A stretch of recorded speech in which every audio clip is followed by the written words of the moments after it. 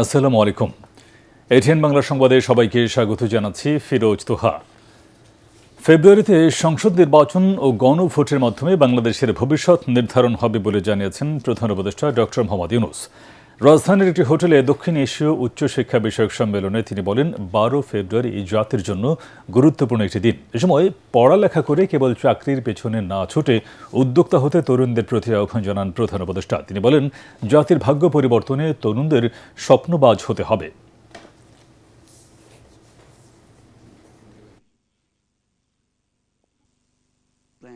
Why can't we teach entrepreneurs rather than job seekers? Tell young people you're not job seekers, you're job creators. You're agents of change. You create things the way you imagine. জাতীয় পার্টির সহ ফ্যাসিবাদের দোসরদের নির্বাচনে অংশগ্রহণের সুযোগ বন্ধের দাবিতে নির্বাচন কমিশনের উদ্দেশ্যে বিক্ষোভ মিছিল করেছে জুলাই ঐক্য।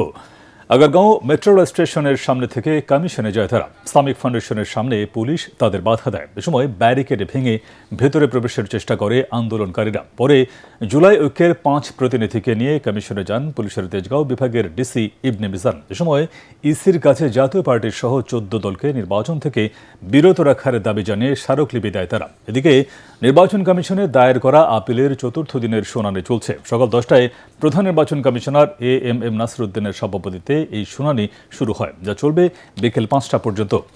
4 নির্বাচন কমিশনার, ইসি সচিব ও রিটার্নিং কর্মকর্তার প্রতিনিধি শুনানিতে অংশ নিচ্ছেন। আজ শুনানি হবে আপিল নম্বর 211 থেকে 280 পর্যন্ত। শেষ খবর পাওয়া পর্যন্ত 48টি আপিল নিষ্পত্তি করেছে ইসি। এর মধ্যে 27টি আপিল মঞ্জুর হয়েছে। ভেনেজুয়েলা ও ইরানে অস্থিরতায় জ্বালানি তেলের বিষয়ে সতর্ক সরকার। চ্যালেঞ্জ মোকাবেলায় দীর্ঘমেয়াদী পরিকল্পনা করা হচ্ছে বলে জানিয়েছেন অর্থ উপদেষ্টা সালেউদ্দিন আহমেদ। তিনি জানান, বাংলাদেশ ইরান ও নেপালের চেয়ে ভালো অবস্থায় আছে।